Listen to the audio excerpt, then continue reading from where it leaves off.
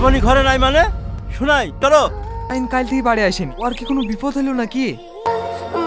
সেলিম ভাই, কি রে তুই এখানে? না শ্রাবণী, আরে কি হয়েছে বল।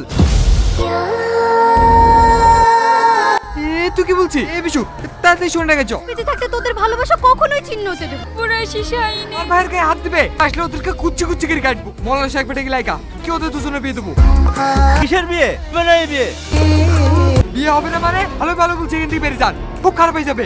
আমরা কি হাতে চুরি পড়ে আছি? এই এই থামো তোমরা, কেউ পালানোর চেষ্টা করবে না। এই সংঘর্ষ কিছু দিয়ে যায় না, নিয়ে যায় অনেক কিছু। যেমন 1 মাস আগে তুমি তোমার ছেলেকে হারিয়েছো, তোমার বাবা মারা গেছে।